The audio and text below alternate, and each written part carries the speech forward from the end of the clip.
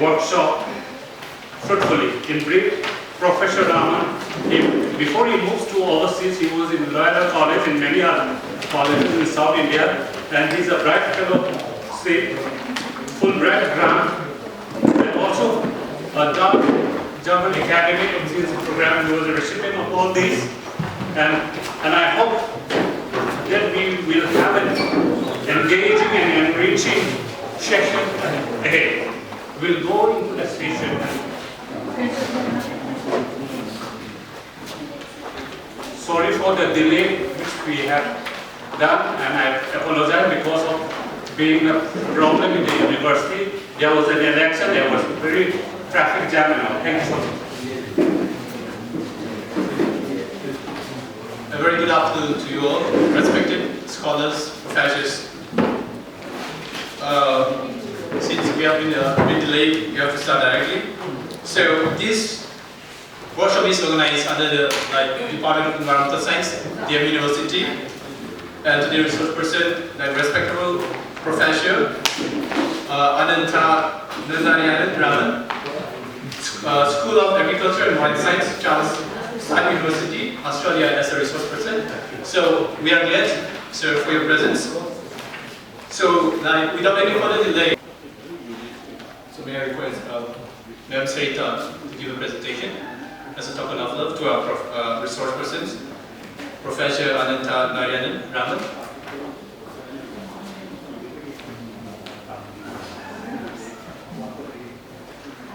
To the audience, will you kindly stand, Professor Raman?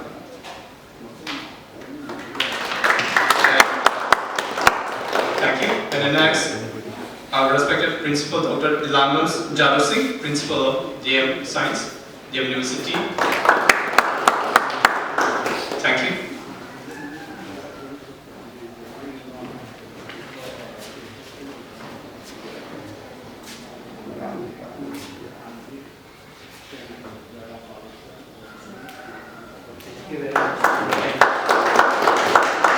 Okay, thank you. You may be seated.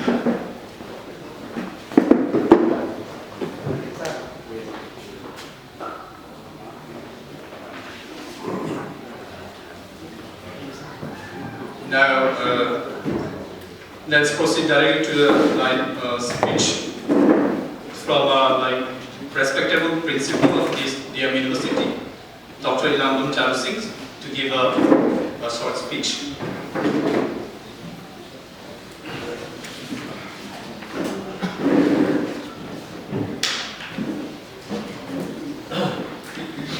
Good afternoon, everybody. Respected Professor Ananta Narayan Amadi, respected delegates coming from different colleges. Today is a very, very important workshop and organized by Environmental Science in collaboration with the Charles University. It is a very, very good opportunity for us. We can get a lot of exchange of information from the professors. Now, our climate is totally changed. During our time, during our children time, by this season, there is a lot of snowfall. Now it is not there. So nature is a dynamic, always changing. It should be always changed. But there are two routes. One may be slow, one may be very fast. So our now changing is very fast. Why? This is because of our human pressure, because of population increasing. So our zone is so we have to aware. This is the only problem we have to discuss in this workshop.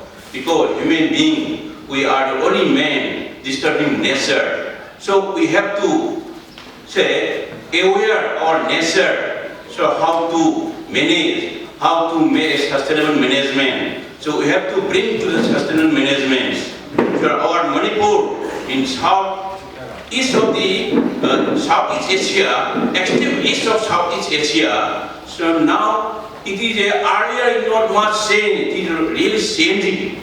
So our professor might be knowing the change because he is from say, Australia. He might be studying in Australia also, and again might be studying here also. He might be knowing the changes of the climate. So it should be changed always. So it is an aging process. So we have to make a sustainable management with our peoples. So nature is a change of nature is very slow, but the change by our human person is very fast. This is the only contradiction.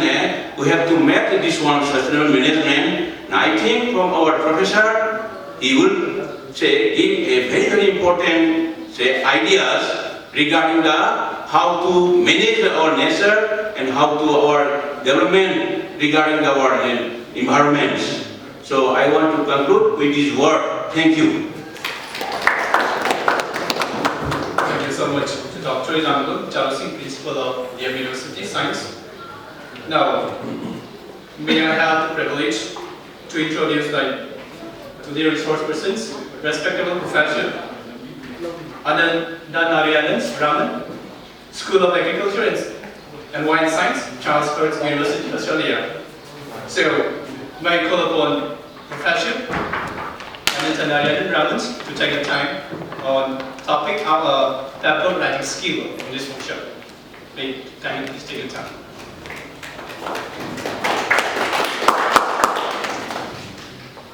Do we need a mic?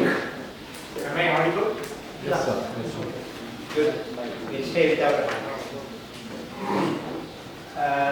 Very happy to be here. I was introduced to Manibhushan poetry by my friend Srinath, who was his junior in Bishop Lever College, Trichinapalli, a few years ago doing their environment songs. And it so happens that Srinath and I are excellent friends, so he suggested to Mani that, I call him Mani. So, Mani that I wear, because I was coming to Manipur University, he said I should come here, and I said yes, by all means.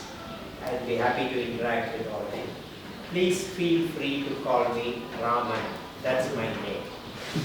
No need for sir, no need for professor, no need for doctor. Forget all those things. I am just your colleague. Just call me Raman. Okay? Now, the other element which brings a lot of pleasure to me in coming to Manipur is that I know that this is the land of a great woman of India, Mary Kom. So it was a great pleasure for me to think of Mary Kom, who has revolutionized Indian sport, and I think every Manipurian needs to be very proud. I feel very proud in coming here and feeling the soil on which he is. Thank you very much for the opportunity. I hope many more Mary Koms will come in future. Okay? She is such a revolutionary person, and she has inspired me a lot. A great one. Alright, we need to manage the time. While I tender my apologies for the delay, it should have been 1 o'clock, but it is now 1:40. I'm extremely sorry. I tender my sincerest apologies for that. I am not going to say that which you think is pertinent to your people around, then you try to expand it and test it and verify it and then provide a descriptive report. And that descriptive report is called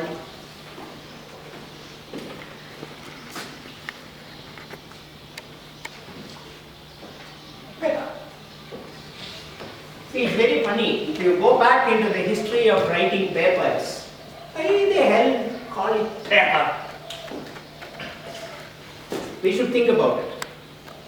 See, one of the oldest learned societies in the world is the Royal Society in London. That was the first established learned society. Then immediately they established societies in Germany, they established similar societies in France, everywhere. This Royal Society was established somewhere in the late 17th century.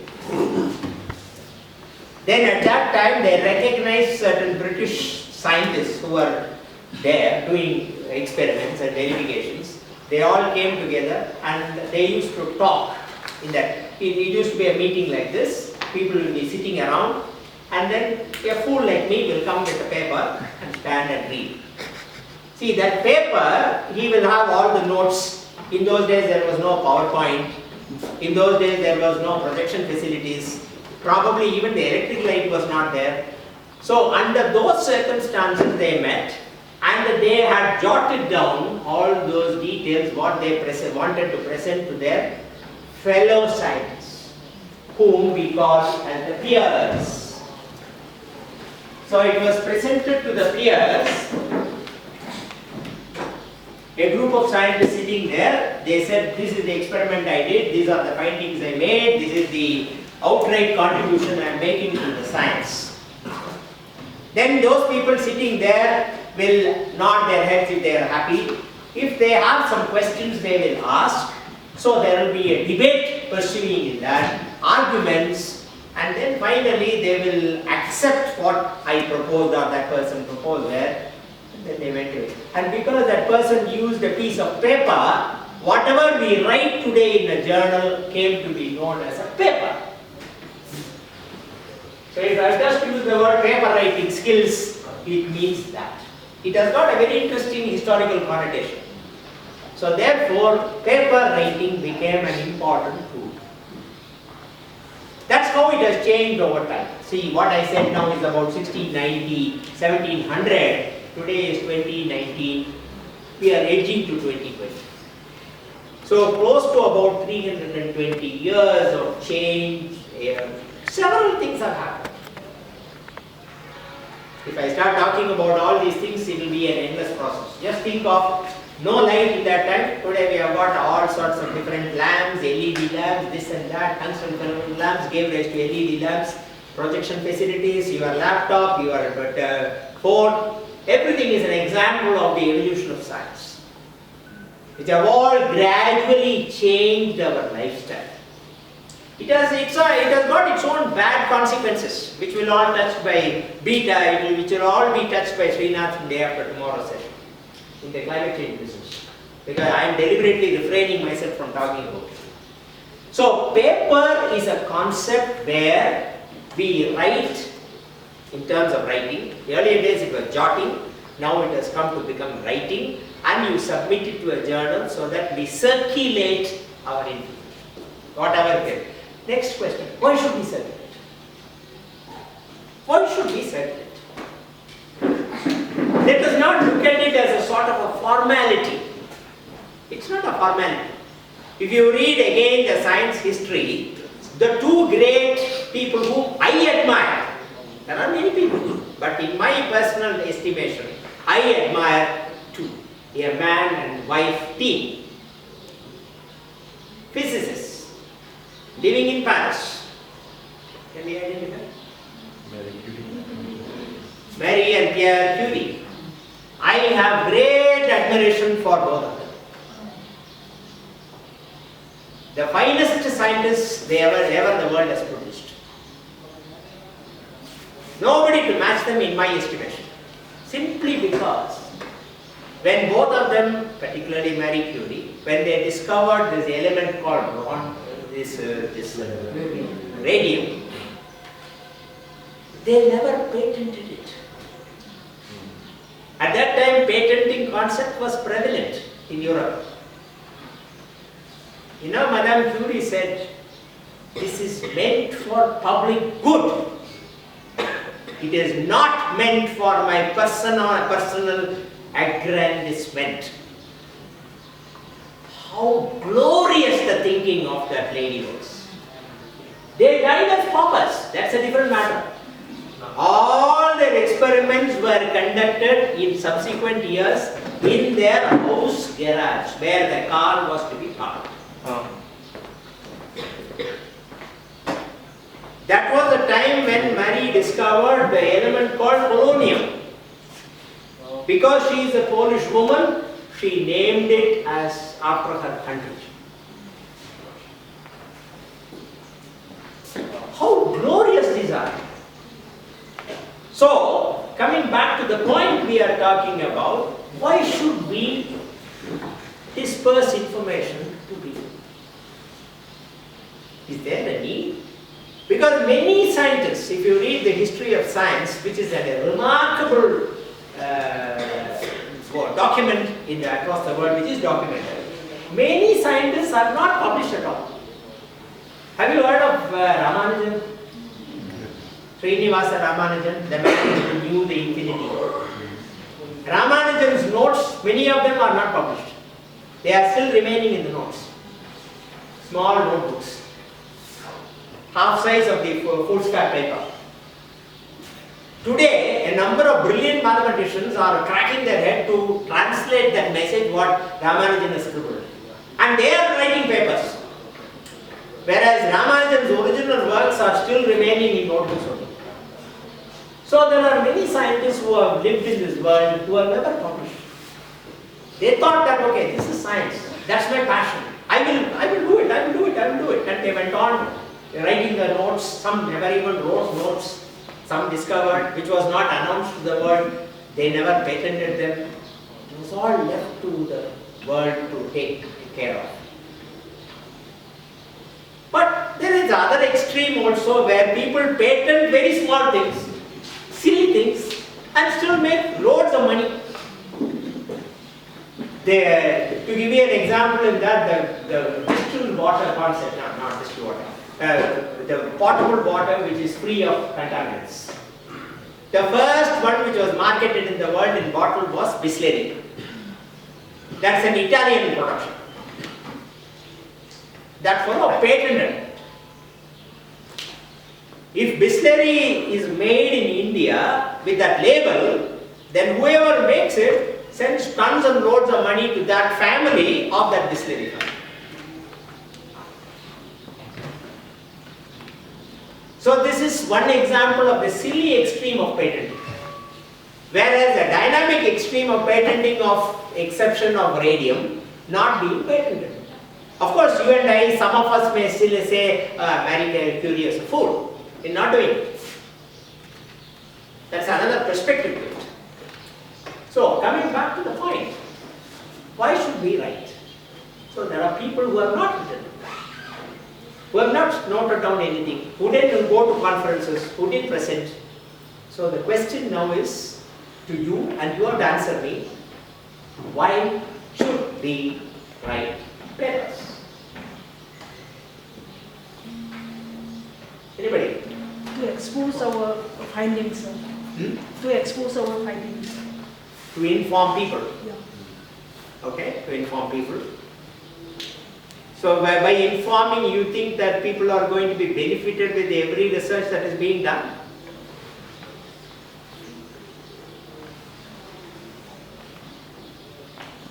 Because we want to inform people, fine. What is the ultimate purpose of informing people? So that it benefits. What is benefit? We don't know. At that moment, it might be a beneficial thing. Take for example mobile phones. When it was produced, today everybody is walking around with a mobile phone. I have got one in the bag. Everybody is walking around. But at the same time, people are talking about the mobile phone towers are causing damage to the birds. Mobile phones are causing damage to the ears. Just one or two examples. We can be going on listing like that. So for everything there is a contradiction. So why should we write papers? Informing people. Is that all the purpose? We have to see the reaction, whether it's a positive reaction or negative reaction, and depending upon that, we can correct it our paper. If it is a negative one, we can correct it. If it's a positive one can go for further research. But are we recognizing the fact that what is seen as a positive, what is seen as a negative changes with time? Can we go far beyond in the future? No. So, But at least there will be some reaction. I have no answers. I am just raising questions so that your mind will constantly think about them. One of the elements which I want you to take home when you continue your research or interest in doing this is an element what we call in pedagogy or in teaching, which is reflection.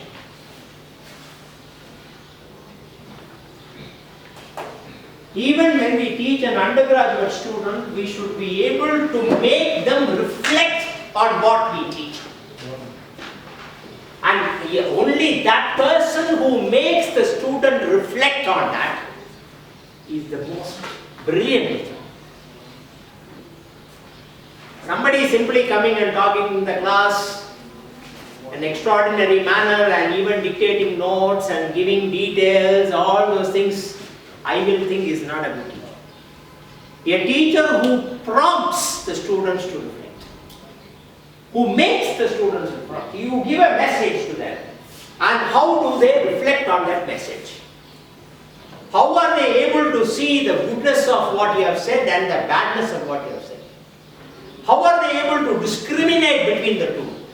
How are they able to employ that concept in their day-to-day life, if it is possible? That is exactly what is reflection. So to what extent can we prompt our readers when you submit a paper, print a paper or get it published? How can you prompt it to be a reflection tool? See, mere usefulness is one factor. I don't deny that. I don't reject it. It is important. Useful because for everything we see us as the end of the beam or end of the context. As long as things are beneficial to human race, it's a fantastic science or fantastic science or research. What is not immediately or apparently useful, useless. They may not say it, but that's implied. See, if you submit a project, science project to some agency, let's say DST, Department of Biotechnology, or whatever it is, Department of Environment and Forest, not necessarily that the submission should be accepted. The reason they give is we have received so many hundreds of projects, we can't fund all of them. But that is a simple cover-up message. But then there could have been other reasons for them to reject that. And one of the potential reasons is that there are people who always see what is the immediate benefit of this project. Benefit to whom? Not to the lion in the Gir forest, not to a tiger in Mudumalai sanctuary, or not to a rhino in Kaziranga. Human being. So we have to think about the question, why should we write papers? I know these are all open-ended questions. I can't be answering everything because I have no answer either. But here what I am planning to do or intending to do is to provoke you to reflect on these elements so that you can clarify yourselves. Because most of the people in this class, in this room are lecturers, that means teachers. And those who are sitting here are going to become one, hopefully. I want you to be very careful about this thinking. How can we develop the skill to reflect on what is important and then instigate that to others so that they are also able to reflect. And reflection, as I said, is an ability to discriminate things and then unify things if necessary. And then see the good and see the bad. See the good in what length of time, bad in what length of time. So this is an important skill what needs to be integrated in research paper writing process. You may tell me you have not answered the question. No, I can't. I have no intention also. I am very clear about it. Because there are certain circumstances that may be happening in this particular region, I may not be aware of. Just to be conscious about what is happening, I provoked you with certain questions at the beginning. And even that, most of you were very inhibited to talk. Only some of you talked. And from those people who talked, I have inferred certain messages and I have summarized. So there could be errors because I am just here. I am a passing bird. I just came in yesterday, tomorrow I'm gone. You are here in this particular context. This is real for you. So my job, my task is just to provoke you to think, reflect, and then make your own decisions. We are all mature people. We are not infants going to the primary school. So we have the experience behind us. One other point I will say, and then I will conclude this introductory session. Particularly for those young students who are doing PhD. Your supervisors may be sitting here. I'm sorry, I don't know about them. And I don't want to know about them. But all those PhD students, I want to tell you, please develop the skill to learn by yourself. You should be able to think what question I should address in my research. How do I deal with it? Do your best to resolve it.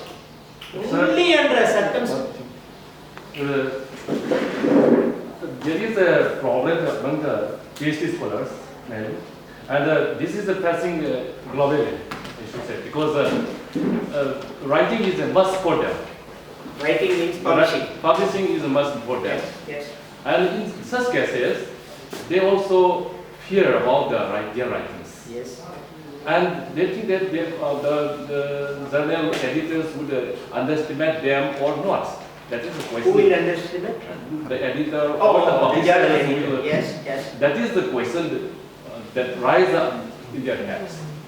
And so, there are many journals also which are rejected by the UGC. Yes. And the people try the People easiest try way. or people cry? People try easiest way Okay. to publish in the pet journals also. Because they need to publish, Yes. so they try to publish in pet journals. Paid journals. Oh, Yeah. okay. They buy the publication. Somewhat they are feared.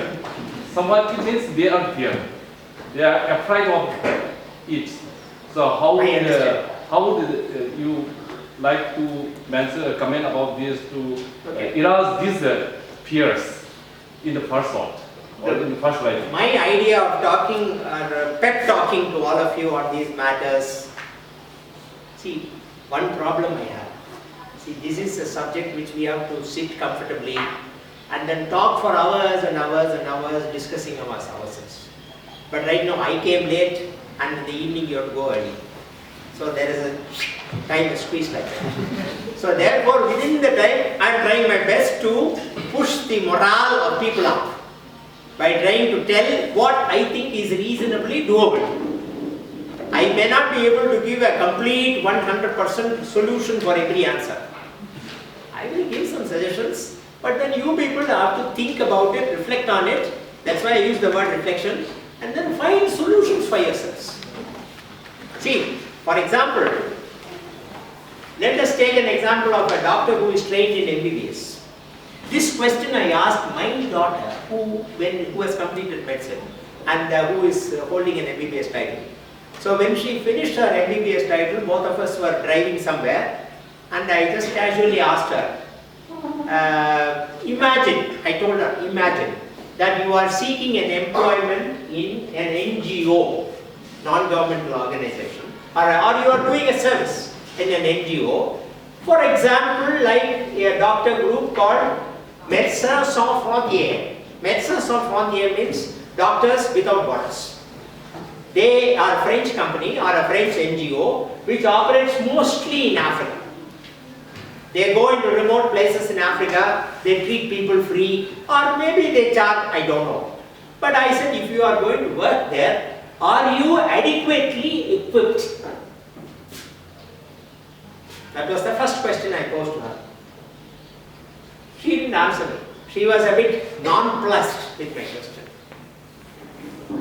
She was a bit flustered. Then I said, I will clarify.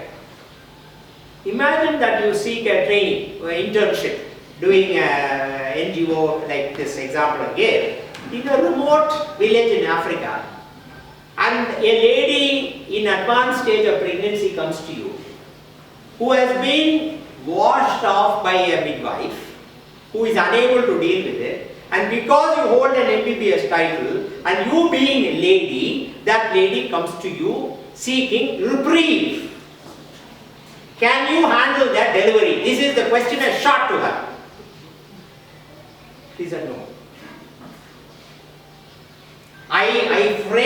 my question in such a way that she does not have an opportunity to refer to a senior gynecologist. She can't do that. She is in a remote village where there is no internet, no light, no nothing in Central Africa.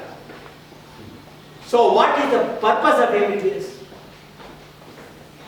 If she cannot deal with a delivery case which a midwife has washed her hands off, what can she do? This is the question I posed to her. I know that she is my daughter, she is my favorite child and only child, therefore I pampered her, everything is fine. But when it came to business, I was just straightforward. This is the question I asked her. You are an MBBS, qualified doctor. Your university has certified you that you are a doctor.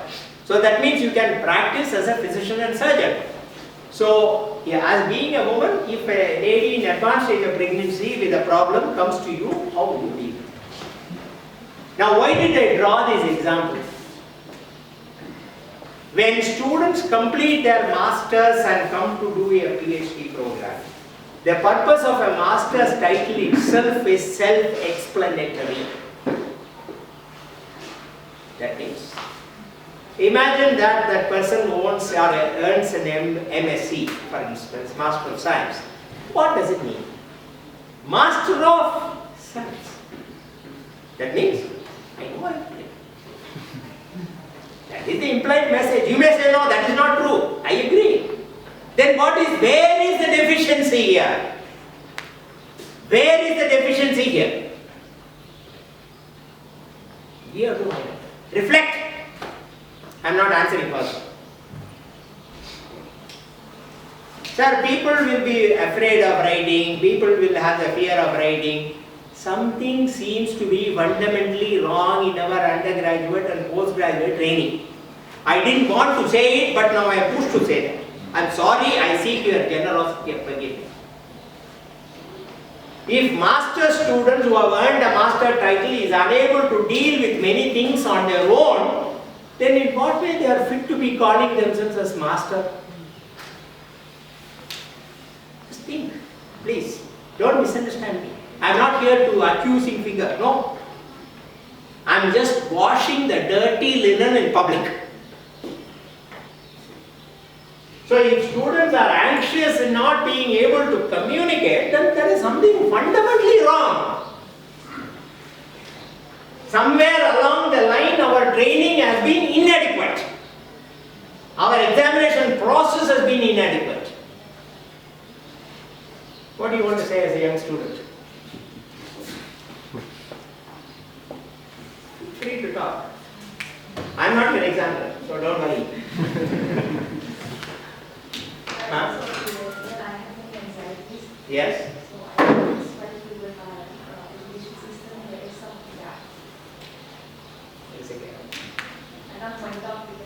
Yeah, political reasons.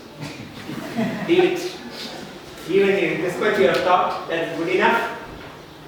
So, if we ask such questions, then I think it is our fault, sir. Something is fundamentally wrong. We have not ingrained the confidence level in them. We have not explained to them how to communicate. We have not told them how to read and learn by themselves. How can we facilitate that learning? So many mistakes are lying on, I say, us. I include myself. I am not excluding myself. Please think about it. That will be a short introduction. We will have 15 minutes break and then we will discuss the topic. I am sorry, I am a very open person. I don't conceal ideas. If you feel sorry for it and if you didn't want me, just tell me now, I will go. Huh? Okay, acceptable? Yes. But then feel free to talk and please throw your ideas because I don't know exactly what is happening in this part of India. It is very difficult. Even if I go to Kerala, there are a lot of, which is adjacent state to mine. There are a number of different patterns, attitudes, very difficult. But then I tell what I want to say. If you want, you take it. If you don't want, you leave it. It doesn't worry me.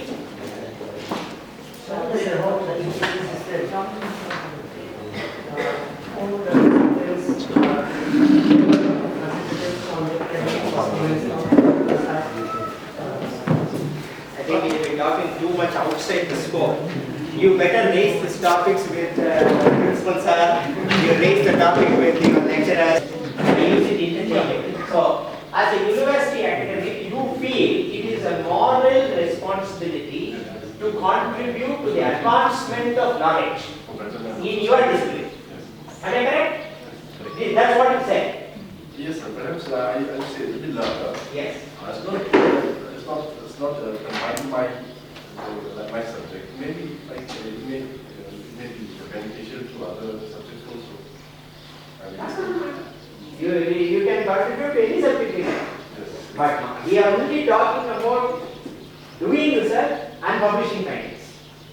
Because our task is only paper writing skills. I am proceeding towards that. So therefore, you can make it multidisciplinary, you can make it interdisciplinary, whatever you want.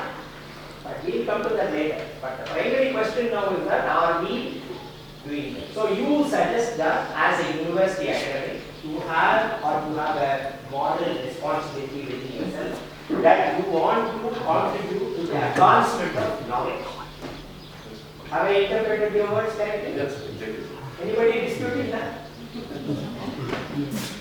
No, this is a debate. We are given the facility to write off. You are given facilities. Yeah, that is like this or something like that. They have given me the chance to write off. And then I have to use all for these charges, and we have not this is so that we can also contribute something. And as well as we have some knowledge about it to share. So that is what we. So that's a supplementary point. Yeah. Brilliant. So we are gradually evolving an understanding of why we are writing it. The argument is why should we do research? Should we do research at all? Is it a requirement? But now the comment comes that it is a moral responsibility. That means it's not a requirement. As a university academic, I want to contribute to my society. New knowledge, new information. Does everybody agree with that? How about the younger people, the PhD students? Do you agree or not? You know, in a debate, the easiest escape route is to say yes. Because the moment you say no, we have to explain. I'm not disputing you, I'm just pulling your legs. Okay? So we have to think. See, one of the fundamental causes for research computations and all those things is what we call as, is it a good writing pen or will it scratch on the board? Test it? Yes. Excellent.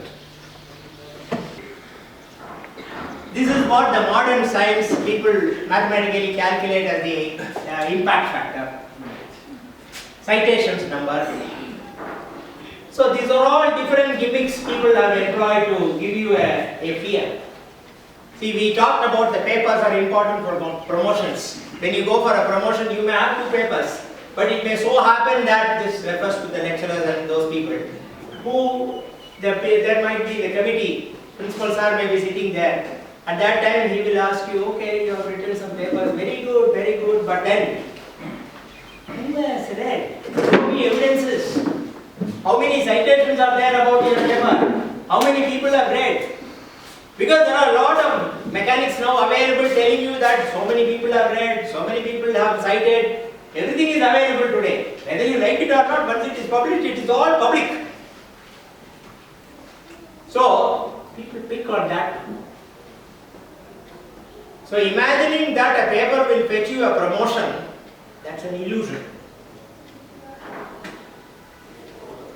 And the bosses who are sitting at the other side of the table also, they want to move the goalpost.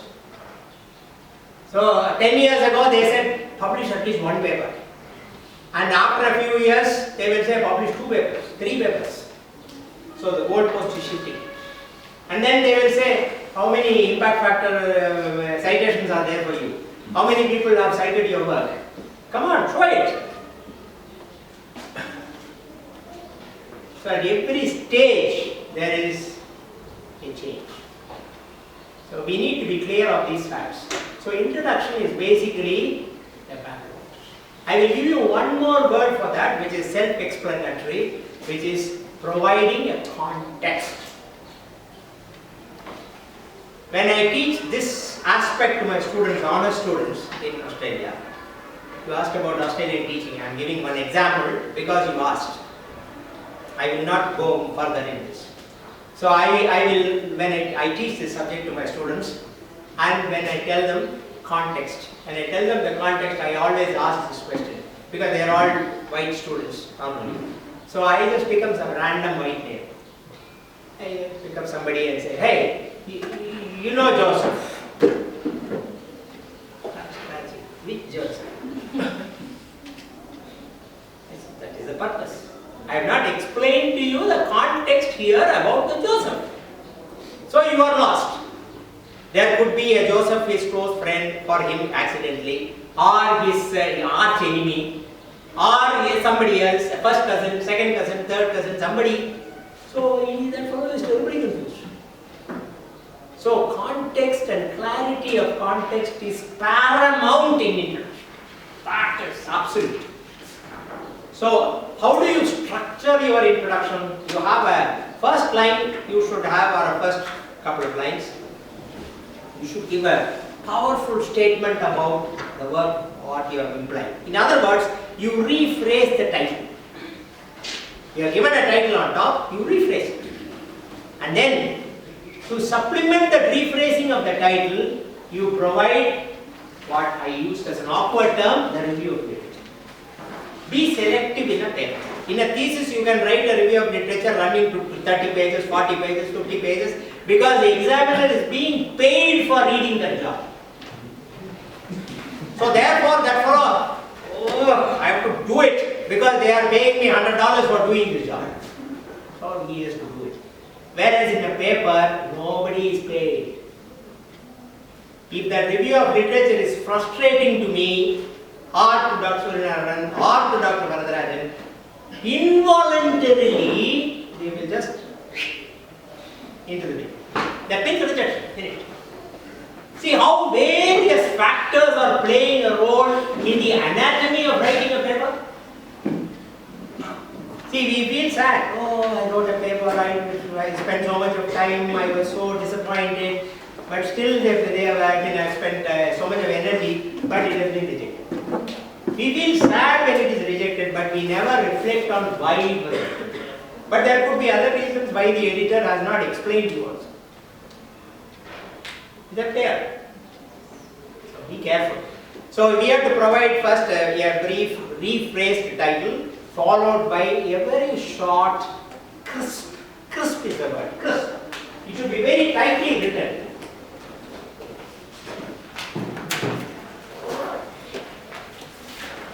Nobody likes soggy biscuits. Biscuits have to be crisp. Somebody raised something. What is that? I'm sorry, I didn't hear it. Did someone ask a question? No. Okay. So the text has to be crisp, tight. We'll come to that a little later. Quickly, let me finish this. And then that section, what you call as introduction, must conclude. Now say. You said something at the beginning. What you said? You said objectives. Now say that again. Say that loudly. Now comes objectives. Objectives. Set the scene there at the end of the review of literature brief section. Why you are doing the task. How do you say that? Not simply saying, I am doing this task. No, you can't do that. You have to say it in a very sophisticated way. You have to say, therefore, that means in the preceding sections we have identified the details of work done before, and in that process, discreetly, subtly, finely, you have identified the gaps. That smartness we should have while writing the review of literature. Not simply A did this, B did this, C did this, F did this, Z did this in 2006, 2007. Most boring reading. Nobody likes it. If a paper comes to you, you will also not like it. You should write it in a manner that you talk about the findings made. That is important. A is not important, but A is important in a sense that you have to acknowledge this point. You identify A at the brackets in the end. Why do we provide brackets in information? Because it is a supplementary read. You don't need to read it. You can just skip it. So, if you change the authors whom you are citing there to the end of the sentence and provide them in brackets, let's say John and Joseph 2003 as a reference, say that in brackets because you can't own that. It belongs to somebody else. But say the finding first because that is critical for the paper. But unfortunately, when we write this section, what we do, Joseph and John did this, Zachariah did this, Elizabeth did this. At one stage, you will run short of verbs. You won't have verbs. I have seen thesis people writing words like opines,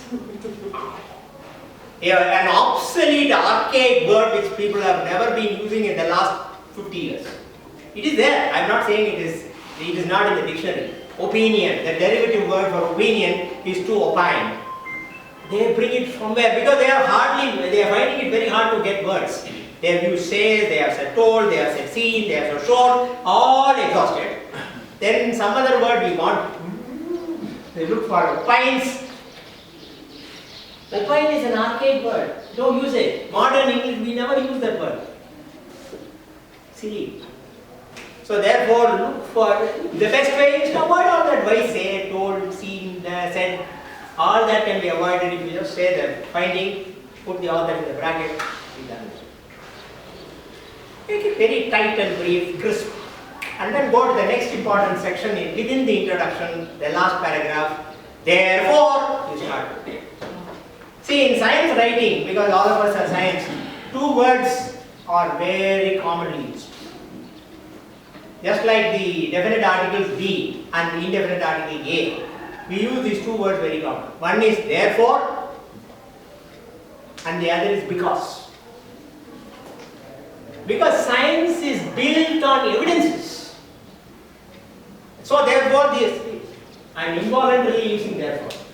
See, therefore, because will repeatedly come.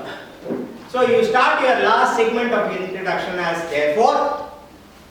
I have targeted in answering or dealing with the following objectives A, B, C, D, E, whatever it is.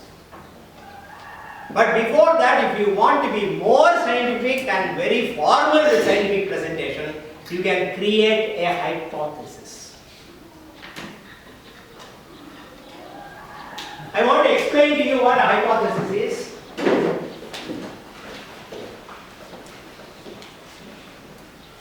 I will be very brief because I am really stressed for time. Most of you know the word thesis. You all heard about it. When most of you would have submitted a thesis for your degree. Some of you are working towards the degree, will write a thesis short. So you are familiar. Did you use the word thesis or dissertation? Thesis. Excellent. Okay. That conforms with the Indian style of understanding. Because in America, for PhD, they write it as dissertation.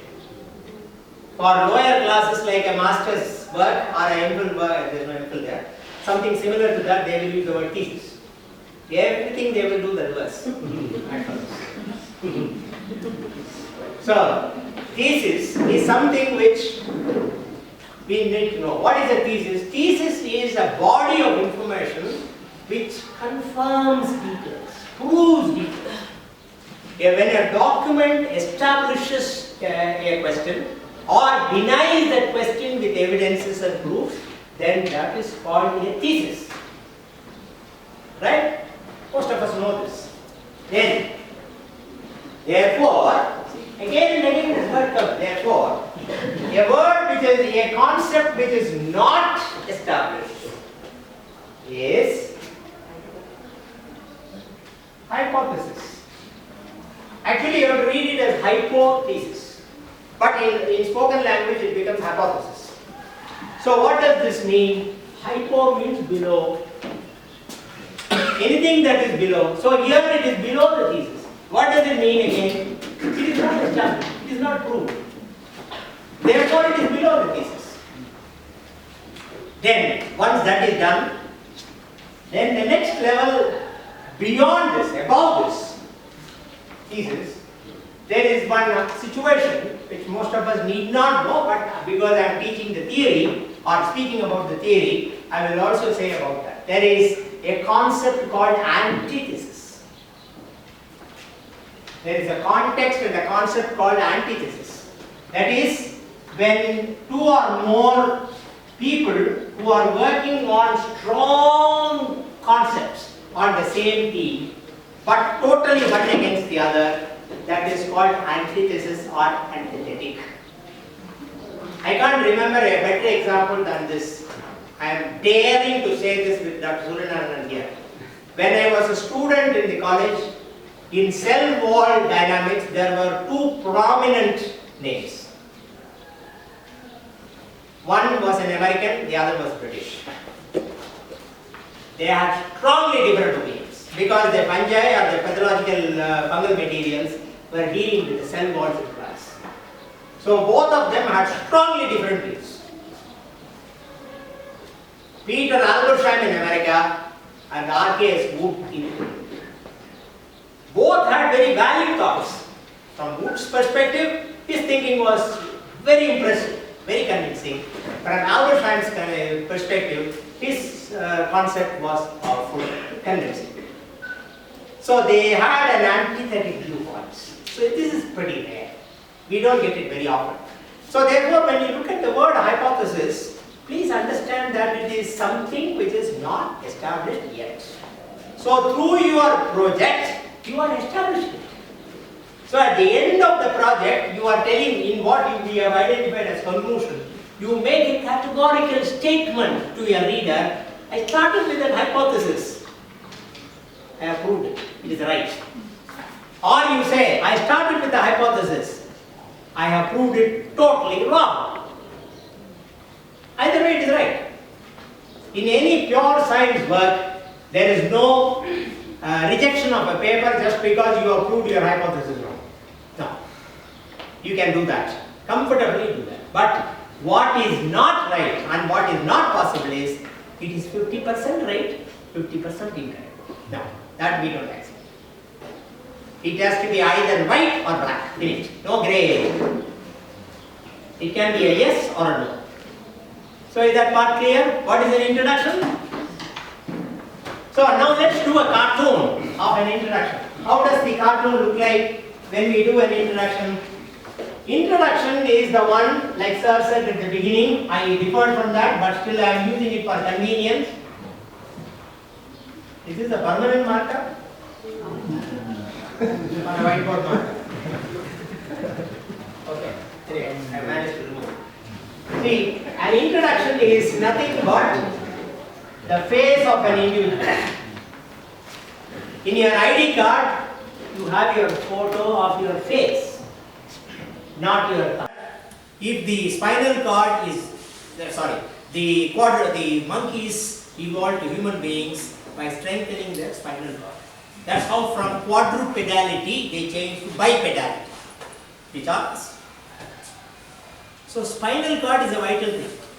Imagine, just imagine, you don't need to say anything about it. Just close your eyes and think for a moment. Imagine that there is no spinal cord in human beings. How will it be? The head will be sitting on the hip. So, that is a strengthening factor. It makes the man stand straight or the woman stand straight. So like that, the Mathieson method makes the paper stand vertical. Otherwise, it will be a horizontal system. Is that clear? The results are very simple. Only thing I have to tell you about results is, only talk about what you have achieved as your outcomes. Don't talk about A did this, B did this, C did this, all that don't have a place in results at all. Results mean your results. Whatever you have got, see, you have got objectives. So you have addressed those objectives. You have got the answers for them. present those answers straight away. In fact, to give you a very crude analogy here, you don't cite any reference in the results, because all that are your work. You report that. So the results is a body of information that pertains only to your work. When people write about what Varadarajan did, or what I did, what he did, what she did, the reader is frustrated. Only then the question is, what did you do, man? Tell us that. What is your finding? Why do you talk about A, B, C, D, E, F, G? Talk about your work. So results section is exclusively only your work. You only report that. You can present it as graphics, you can present it in tables, descriptive methods, whatever you like. And that will invariably be the shortest section in the paper. Don't write results more elaborate than the introduction, materials and methods. A good reporter will make it the tightest, shortest piece. Section. So I don't have much to say on results. So to complete the illustration, results represent action. What is action? Action made by you. So what does represent action? Your hands and your legs. So that is results. You walk in a field, you collect data with your hands. So basically, that's how you represent results. Then comes the next vital section called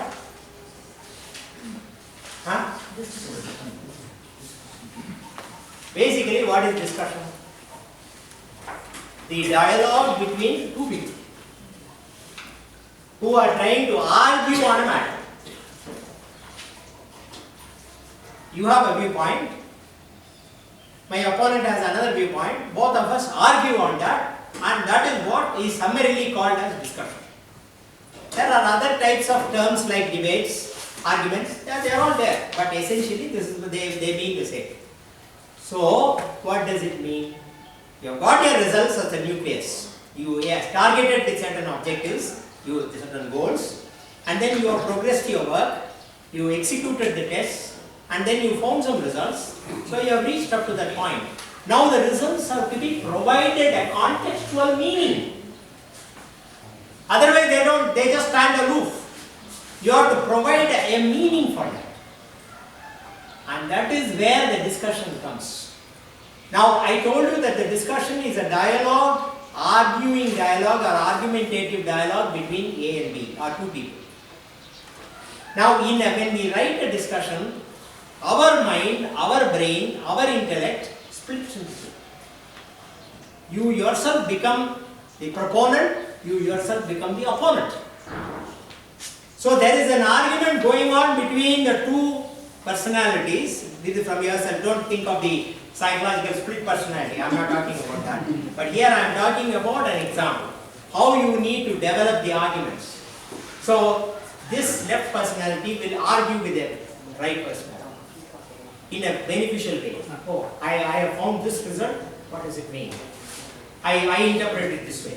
Then this person may say, no, that makes no sense. So you activate your brain to argue and counter-argue, and that gist of that argument is essentially the discussion.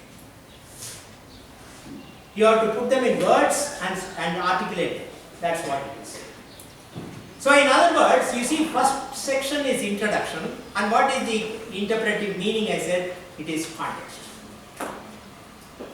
Then you have progressed through the other steps like materials and methods and results. And the last section, I have used the word contextual meaning. That means you have to provide a meaning for what you have found.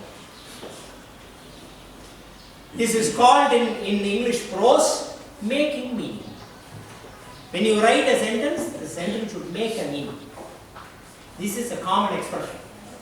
In the same manner, in the discussion, we have to make a contextual meaning. What is the context? The context I already said. It is set there in the introduction. Now pull the details from that and go back to that literature people who have spoken about. Now let's say John did something, and that's an important word, but if you are favoring that, supporting that, then there's nothing much to say. It just passes. On the other hand, you have got a contradictory results to what John found, then starts trouble, because you have to explain why you are right and John was wrong. You have to go back into the literature and pull powerful arguments and build them there, by which you will say that John was wrong for these reasons, I am right. You have to make meaning. So the discussion is not simply a cluster of words. Let's not do that. We have to provide a meaning, a very powerful meaning. Then only your paper gets cited by others. Otherwise, you see, in English we always say, also ran. That's an expression. That means there are 10 people running a race. A 11th fellow is incapable of running along with them. He also ran. He went up to the end, that's fine, but no outcome. So we don't want that. We want to be, I want to be recognized. I want to be seen. I want to be perceived. I want to be cited.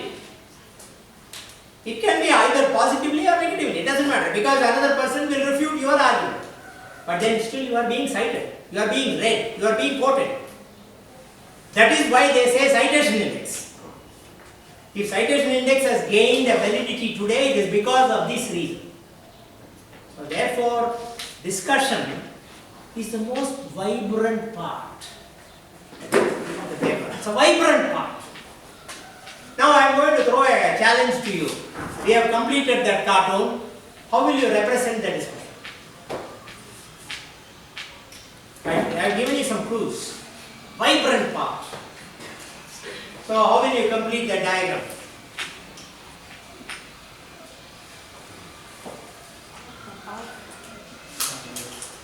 Anybody? You don't like sweets? You do? No? Huh? What? Everybody silent. I need to rush. Okay.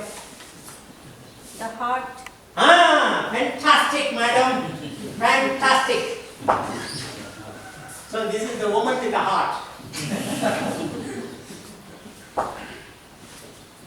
See, the heart, the functioning heart, let's put it that way. The functioning heart, and the doctor, you go to the doctor for some problem, the doctor feels your chest, this area, with a stethoscope. And that doctor requires, expects a particular rhythm of the heart. By experience, their ears are tuned to that. So they can diagnose it like that. So when they put the stethoscope bell there, they will listen to it, and that pulsation is important. If that is not there, what does it mean? It's dead. The vertical person transforms to a horizontal. There is a transformation from verticality to from perpendicularity to horizontality. So therefore, it's important. It vibrates.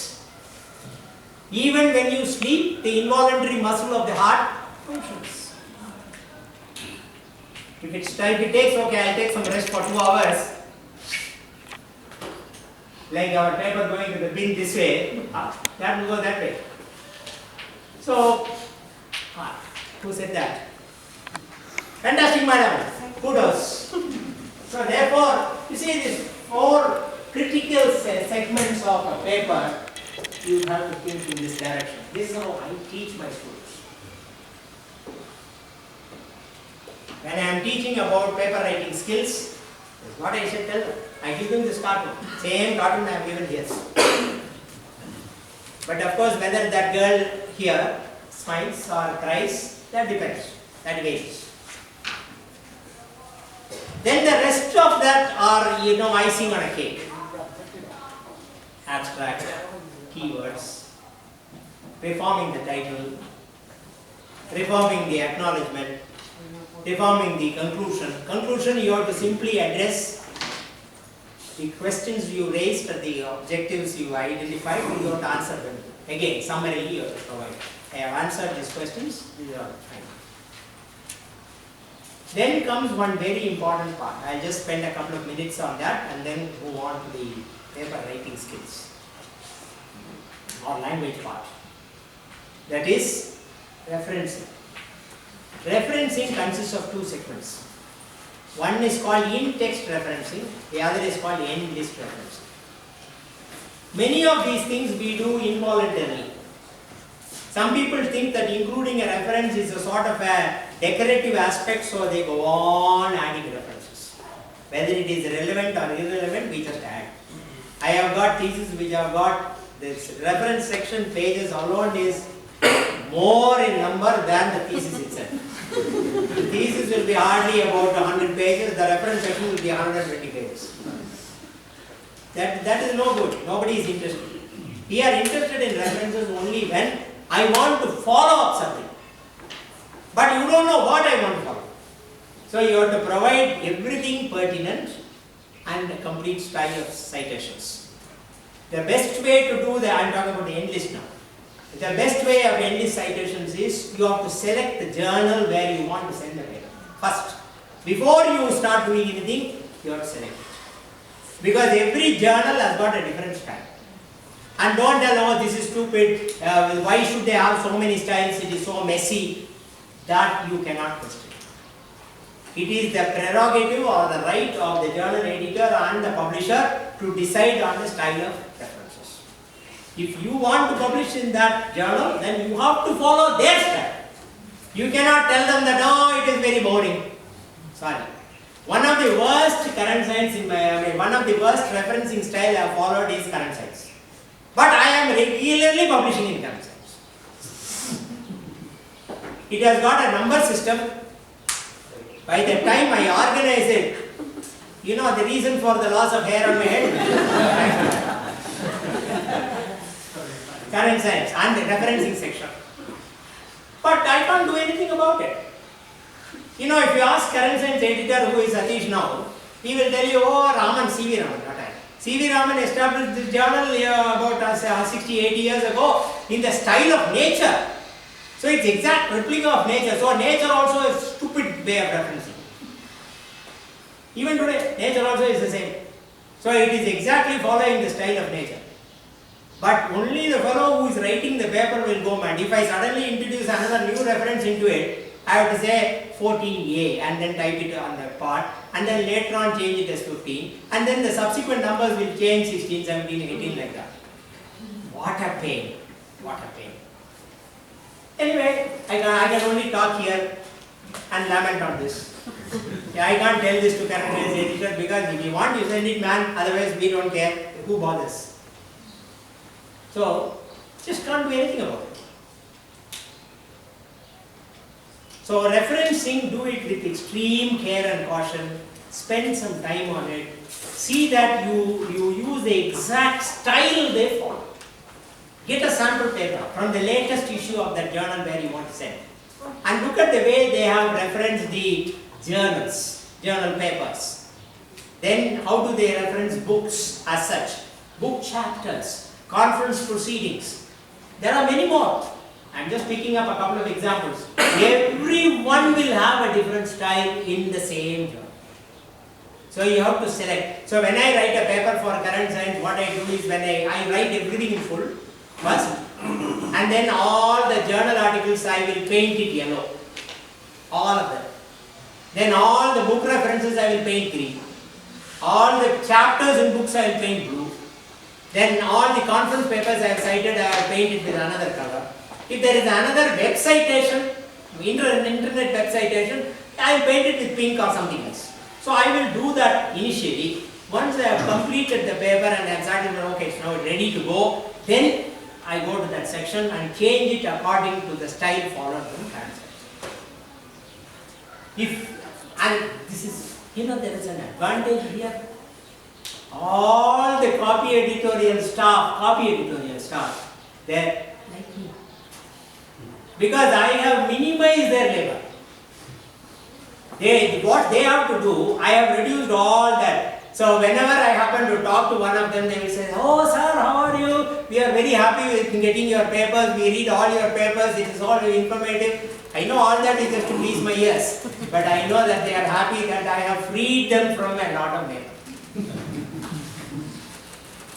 And another advantage is that when you make it very tightly matching with the journal requirement, I'm not telling this as a bribe technique, but then it works like that.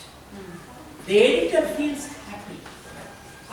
This is well tailored for our journal. In fact, I do some other gimmicks also, which I will share very privately. Don't tell anybody, okay? I even format it exactly like our size, with 24-point fonts on the title, then the author name in italics, then my address at the end, and then the text starting with the capital letters in the first word, and then set it like that, then number the references and include everything in the end with no subtitles as they indicate. So, except for the 2-column format in current sense, I do everything else. So, technically when the editor looks at it on the screen, it will look like, is this published already? I create that impression. I know it's a trick. Participants to remain for a while. We haven't yet finished our session. Thank you all the way from Australia to India and a small state Manipur. Thank you, Professor Raman, for your valuable speech and a strong framework, ideas on paper walking skill. So thank you once again for dedicating your precious time to us. And now may I request to give a word of thanks to Assistant Professor Angie Truni to take your time. I want to thank everyone for making this program a success. First of all, I want to thank Professor Raman for gracing this occasion, for sharing your knowledge with us, for sparing your time and coming and sharing your knowledge with us. Greatness lies in empowering others. And sir, I think you have chosen greatness today. Thank you for coming. We look forward in the future also to come and have such interactions with us. You are always welcome to Manipur. Sir and the rest of his friends, I cannot collect your names. You are always welcome to Manipur. And I thank our principal for letting this to organize such a program in the college. I thank our head of department, Sir Mani, and my senior colleagues for organizing this program. I also thank our PG students who have arranged all the necessities to make this program happen. Sitting arrangement, refreshment, everything they have done. We want to sincerely thank them. Some few of them are here. Chandishore and Malu and the rest, I think they are downstairs. And lastly, I want to thank all the participants. We look forward for more interactions in the future to come again. Thank you, everyone. Thank you. I just want to thank everybody for this lovely picture.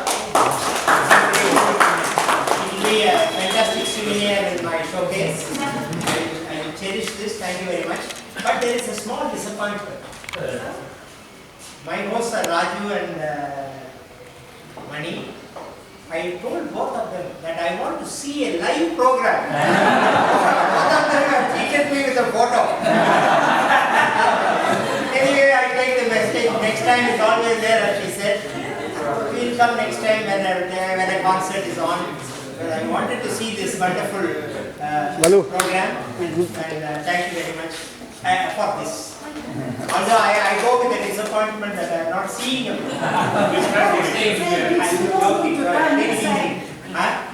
It gives you a better opportunity to come and see the real show next time. So next time also you will give me like this.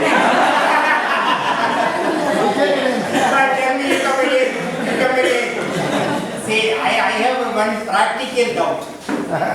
After all this bombardment session, I doubt very much whether Mani is going to call me again. All the participants are requested to have a group photo.